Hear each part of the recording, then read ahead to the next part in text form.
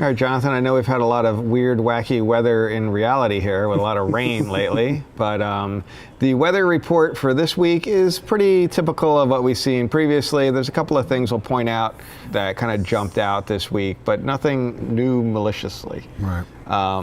So this is the most probed ports one, and I've flagged port 8089 TCP. This is not typically up in the top 10. Right. So we'll take a look at what that actually looks like. And then 3306 went up 23 positions, so that's pretty significant. We'll take a look at what that looks like as well.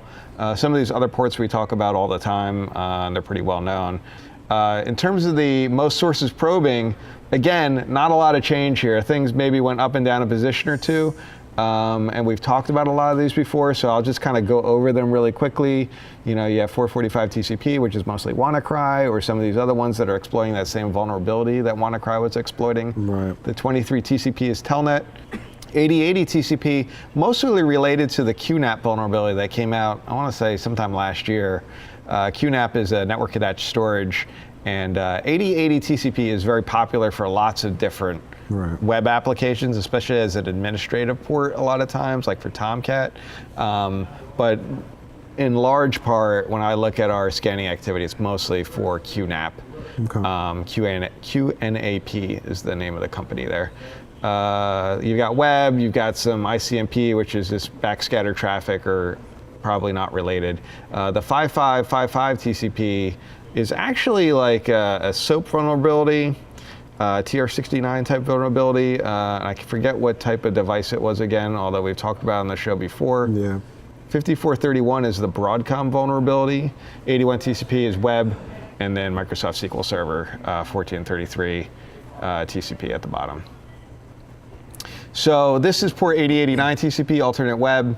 The thing that kind of stands out to me here is that we're looking at a 180-day chart here, and you can see that there's spikes on a very regular basis, and I confirm these are kind of those scanners that, security research scanners who will frequently scan the internet on a regular basis. So that's what's going on in these regular spikes that you're seeing here. The other traffic is other people.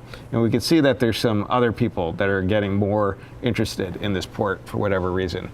When I've looked at what we actually see in our honeypots, it's not really clear what they're looking for or what anybody's looking for.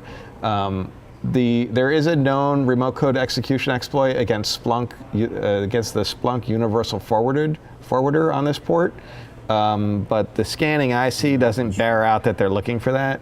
Now, could this potentially also end up being like some botnet actor typoed and meant to do 8080 or something? You know, like does it could be, but when I look at the sources involved, so first of all, this is on scan probes. Right. So this is by volume of probing activity, not by the number of sources involved. So typically when we see a botnet involved, it's going to have a lot more sources. And when I looked at this, it's like maybe 20 or 30 different sources that I see in a given day. It's not a whole lot of sources, but they're just very active. They're very noisy. Right? So anyway, something to keep an eye out. I did grab a couple of samples here.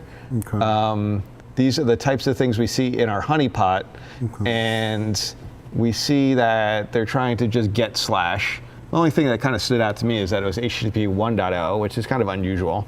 Usually you'll see 1.1. And then there's another type that we saw also scanning for this port, where it passes in the pound or hash ST, and I don't know what that means. I couldn't figure that out. But what I did notice is that these IPs here are the same IPs that are right here. Interesting. So they're scanning for both of those in the different, they're doing two passes. You actually see 2042, he did the get, and at 2041, actually earlier, he did the pound ST query on a different, ephemeral port here. So it's two separate sessions. So I don't know what that means, but there's something going on there. I will say that all these ones, all these source IPs I'm listing here, they're actual source IPs, but these are another good guy scanner group. It's not Census or Shodan, but it's another one like that. 3306, when I took a look at this, there really wasn't a significant change that I see in the shape of the traffic. We do see spikes here, which again are the same. We're only looking at a 90-day chart, by the way, this time, so that's why they look a little bit wider. But these are like the normal good guys. I say good guys, security researchers, scanning, etc. There was a little bit of a gap for some reason in there, and we do see maybe more than usual, and I think that's why, that's why we picked it up in our alerting this time, or it raised up 23 spots. When I actually looked in our honeypots, I don't see anything exceptionally unusual about that scanning activity. So I think this is just a weird hiccup in our data, or actually in the activity, where we had kind of this regular pattern, but for some reason this past few days here, when the security researchers scanned, they did it a little bit more than they normally do. They were busy watching Game of Thrones, so. Yeah, maybe. So they came back and. Yeah, they missed it the previous week there. So nothing obvious to me about malicious intent necessarily. It looks like it's pretty consistent with previous weeks. So the one thing I did want to mention that I talked about last month when I did the internet weather is 9001 TCP. This is from last month when we did the internet weather. I talked about this, that we saw all this scanning on port 9001 TCP, and you could see it went from, again, you had this regular pattern, little spikes here and there, but it went like consistently steady. And I said, well, we should probably watch to see what happens here. And when I looked at it last month, we saw tons of the traffic was sourcing from Bulgaria and Latvia, as opposed to the quiet periods. So most of it was coming from those two parts of the world, and which are very close together. I think they're probably next to each other. So it could even be just one location. But when we look at this week, or recent history, you can see that it actually stopped. Huh. So for the most part, it's gone back to normal, although I will say the spiking here is definitely closer than it used to be before. Right. And I didn't really get a chance to look into why that might be. But whatever was involved here, the Bulgaria-Latvian stuff, if you took that all away, you would probably get that same pattern, you know what I mean?